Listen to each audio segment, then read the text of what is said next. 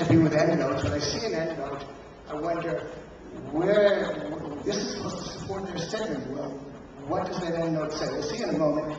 Then they go on to another statement. The riskiness mortgages is simply off limits to Fannie and Freddie. Let's get to the next slide. So there's our endnote 77. And this one, you can actually see in the back. You know, you can't read the quote that I have at the bottom there, but you can see, in fact, in the book, that it's citing Charles Calomares and Peter Wallison, blame Fannie Mae and Freddie and Fannie Mae and Congress for the credit mess. And you understand that this is supposedly supporting a statement that says the financial crisis was not primarily due to Fannie and Freddie. So you read the article that was written by Calomares and Wallison. In fact, I knew Calomares at the time, and I was talking to Wallison at the time. So I asked him, I sent him a copy on fax of these pages in which he's been cited. And of course, he had a good laugh. Amazing how somebody can cite it as a source for saying exactly the opposite of what he did say. So the statement that he and Calomares actually did write, here's a key part of it: the vast accumulation of toxic mortgage debt that poisoned the global financial system was driven by the aggressive buying of subprime and alt-A mortgages and mortgage-backed securities by Fannie Mae and Freddie Mac. The poor choices of these two government-sponsored enterprises and their sponsors in Washington are largely to blame for our current mess. So it's astonishing, again, that somebody can use an endnote to support his claim that contradicts what he said. We can at least take it on the authority of these authors that this is their source. If that is their source, then we know what the truth really is. Fannie and Freddie were clearly directly involved and massively involved, and I'm going to show you some more numbers on that. Now, I guess I'm going to immediately go to another one next. Now I'm going to quote from probably the book. Yeah, that book. Yeah, you can't quite see Andrew Ross talking up there. He's the New York Times columnist. I think his book has sold probably more than any other about the financial crisis. And again, it's kind of a Bob Woodward kind of treatment where he's the fly on the wall, and there's absolutely no context pretty much about what's really going on, except you sort of get the impression that it's a failure of capitalism, because after all, this is what he writes toward the beginning of the book. Trillions of dollars in wealth had vanished, and the financial landscape was entirely reconfigured. The calamity would definitively shatter some of the most cherished principles of capitalism. Well, your ears prick up. Well, my God, what is a cherished principle of capitalism that got shattered? Well, what is it? The idea that financial wizards had conjured up a new era of low-risk profits and that American-style financial engineering was the global gold standard was officially dead. So that's what he regards as a cherished principle of capitalism. I would say it's a cherished principle of capitalism. It's clearly not what the banker, and I'm going to return to that theme again in a moment. The banker we all love to hate was presumably the cherished principle of capitalism is those banks are filled with those starchy, conservative types who won't give you the mortgage because they don't think you're a good credit risk, because your employment history isn't sufficient, because you can't come up with an adequate down payment. That's presumably why we used to hate capitalism. Now we hate capitalism for the reverse reason, because he's been replaced by the casino capitalists and the financial wizards who are begging to give you the mortgage, even though you have no credit. You don't have to bring up a down payment. You know, it was called the no docs or low docs policy. No documentation required. All of that. Now, presumably, if Andrew Ross Sorkin had had any education in capitalism, he would have understood that's the cherished principle. But since he can't tell the difference between free markets and rip markets, that's what he informs his readers of. Now, the next part has to do with some of this reporting. Barney Frank is one of my memoirs. He should be yours.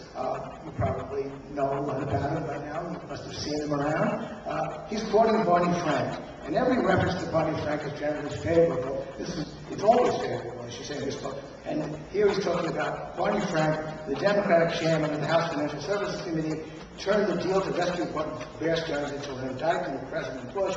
All these years of deregulation by the Republicans and the absence of regulation have allowed them to take a large chunk of the economy hostage.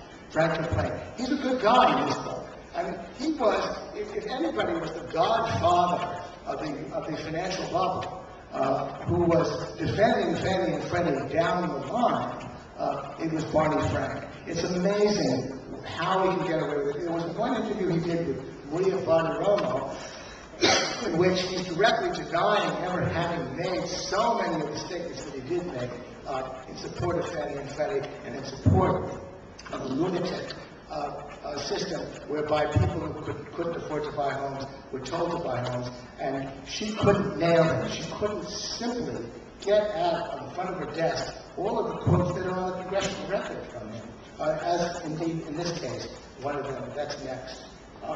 This is Barney Frank on Fannie and Freddie. These two entities, this is in 2003, Fannie Mae and Freddie Mac, are not facing any kind of financial crisis. The more people exaggerate these problems, the more pressure there is on these companies, the less we will see in terms of affordable housing. I mean, he was defending these two Wall Street firms vociferously and abundantly. And now, of course, he's saying it was deregulation that caused the problem. He had nothing to do with it. He's also engaging in the mea culpas, usually that don't even make good nonsense. You could at least say that Greenspan's wrong and misguided, but maybe what he says is total nonsense. You have to spend a little bit of a minute to recognize how foolish it is. But Frank is openly nonsensical. Now let me shift again, because I don't want to make it sound as though I hate every politician. Next. Ron Paul is somebody I have mixed feelings about. Ron Paul has had a lot of face-offs with Bernanke, and I wish he would do a little bit less talking and be a little bit more prepared. But he's fairly good. At one point he was asking Bernanke, do you ever make mistakes in setting the Fed funds rate? And he said, yes, Bernanke went on and on about how we don't always get it right or sometimes get it wrong. And Paul was at least articulate and saying, well, how about trying the market for a change? You're fixing prices, and you sometimes get it wrong. Maybe the market should set the interest rate and not you. That was one of his better moments. And also, this was another one of his better moments, when he said in 2003, he was already anticipating, he was prescient, far more prescient than Greenspan, the special privileges granted to Fannie and Freddie have distorted the housing market by allowing them to attract capital they could not attract under pure market conditions. The government's policy of diverting capital creates a short-term boom in housing.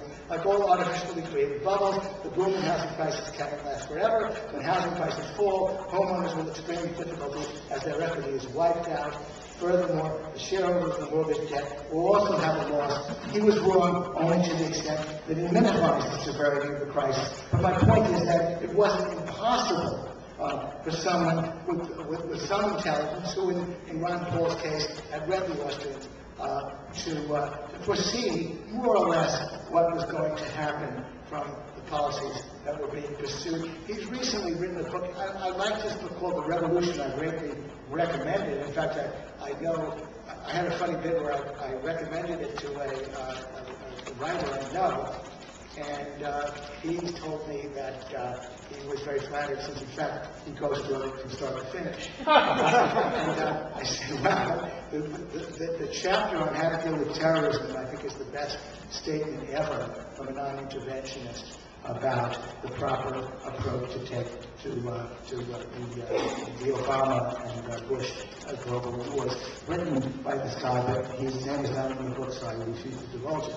But it was a great book by Ron Paul, ostensibly. His latest book, called End the Fed, was a bit of a disappointment, even though I totally agree with the title of it, End the Fed. Now we're back to Krugman. If you pardon, bear with me, we'll do Krugman again. Because this is another funny moment in his illustrious career cover-up. Krugman on Fannie and Freddie, the government-sponsored enterprises. Fannie and Freddie had nothing to do with the explosion of high-risk lending. Nothing. In fact, Fannie and Freddie, after growing rapidly in the 1990s, largely faded from the scene during the height of the housing bubble. Partly that's because